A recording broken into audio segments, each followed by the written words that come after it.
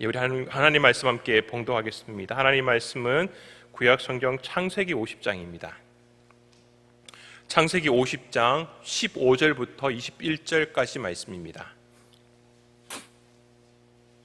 창세기 50장 15절부터 21절까지 말씀입니다. 창세기 50장 15절부터 21절 말씀까지 이제 다 찾으신 줄 알고 우리 한 목소리로 같이 봉독하겠습니다.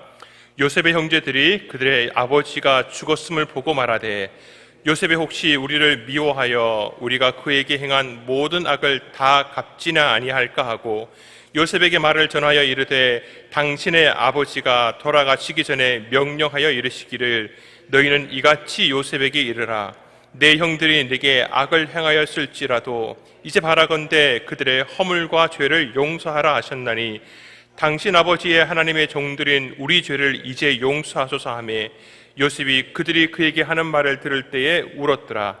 그의 형들이 또 친히 와서 요셉의 앞에 엎드려 이르되 우리는 당신의 종들이니이다.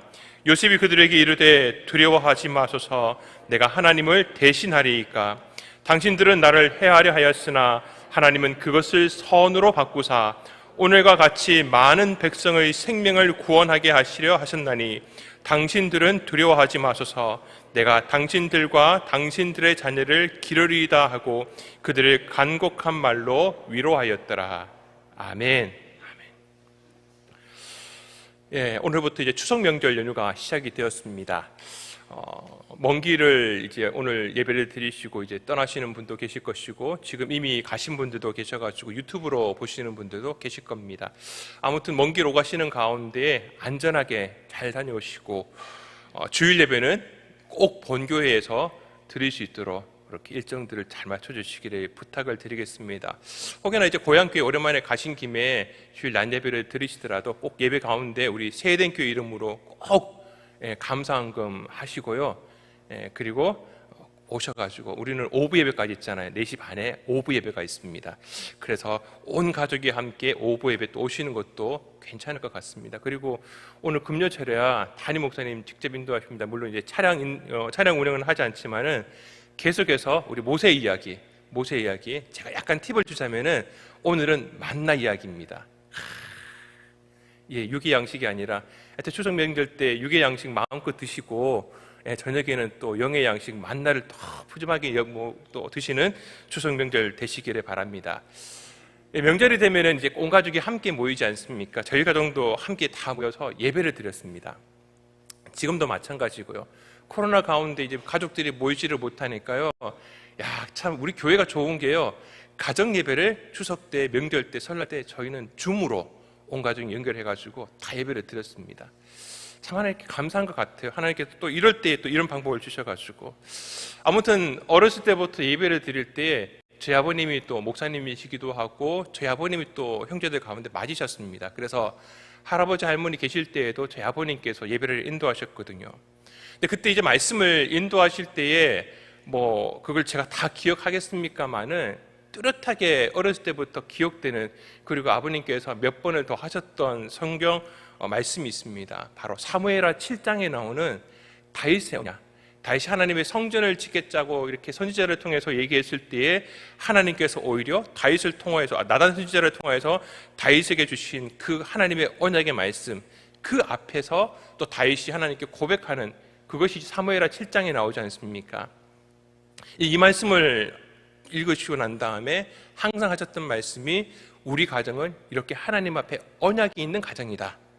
그리고 특별히 목회자의 가정으로 또 장로, 권사의 가정으로 하나님께서 이 믿음의 가정으로 바르신 것은 하나님의 축복이고 하나님의 은혜다. 왜냐하니까 저희들은 할아버지 할머니께서 처음에 사셨던 우리 아버님께서 태어나신 곳이 불신의 땅이었습니다. 마치 아브라함처럼요. 그 불신의 땅에서 우리 가정을 하나님께서 끌어내셔가지고 믿음 가운데 인도하신. 그러니까 이 말씀을 얘기하시고 난 다음에 항상 우리 가정의 믿음의 내력들에 대해서 가족들에게 이야기를 해주십니다. 그러면서 이 사무엘하 7장 8절에 나는 누구이오며 내 집은 무엇이기에 개역개정은 이렇게 되어 있지만은 개역 한글은 나는 누구오며 내 집은 무엇이관데 라고 그렇게 되어 있습니다. 좀 더 말이 좀 품위가 있어 보이더라고요. 저는 그때 개역 한글 들을 때부터 듣다 보니까 아버지께서는 꼭 이거를 따라하게 하셨습니다. 온 가족들이 따라하게 하셨습니다. 나는 누구오며 내 집은 무엇이관데 꼭 따라하게 하셨습니다. 그래서 저는 이 사무엘하 7장 말씀을 가지고서 언제든지 읽을 때, 또 우리 약속의 말씀 가운데도 이 구절이 있지 않습니까? 이 말씀을 읽으면은 그때가 자꾸 생각이 납니다. 그때 같이 얘기했던, 같이 온 가족이 함께 나와 내 집은 무엇이간데, 그런 감격이 항상 이렇게 되살아나더라고요. 그러면서 마지막에 있는 사무엘하 7장 29절 말씀에 종의 집에 복을 주사 주 앞에 영원히 있게 하옵소서, 이 말씀도 따라하게 하셨습니다. 그러면서 주먹을 쥐고서요, 항상 아버님은 그렇게 얘기하셨습니다. 주먹을 쥐고서 하나님, 우리 가정, 종의 집의 가정에 복을 주옵소서, 주 앞에 영원히 있게 하옵소서. 항상 명절마다 모이시면은 아버지께서 이렇게 말씀을 하셨거든요. 그때를 생각하면 지금도 마찬가지지만은 한번 가족이 모이면, 저희도 이제 삼형제고 자녀들이 이제 많다가 보니까 한번 모이면은 16명이 모입니다. 벌써 대가족이, 사실은 이제 그 전에 제가 어렸을 때는 저희 삼촌네 가정 다 모이면 거의 20명이 넘었거든요. 모여서 예배를 드리면 참 멋집니다. 그리고 참 감격스럽고요. 아무튼 이렇게 하나님의 한 언약 가운데 한 가족이 모여서 주님이 주신 큰 은혜들을 함께 나눈다라고 하는 것, 참 하나님이 주신 큰 축복입니다. 이번 명절 가운데 우리 모든 가정들 가운데 이렇게 함께 예배를 드리시고요.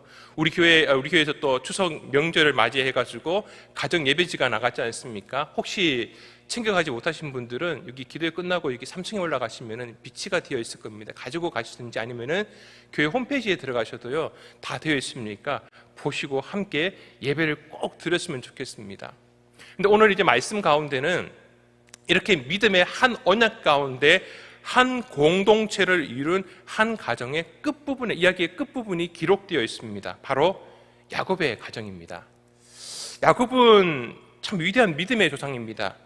여러 가지 것들을 말할 수 있겠지만은 저는 오늘 이 가정 가운데 야곱이 자신의 가정을 한 언약 안에서 한 나라, 한 민족을 이룬 것에 대해서 이야기를 하려고 합니다.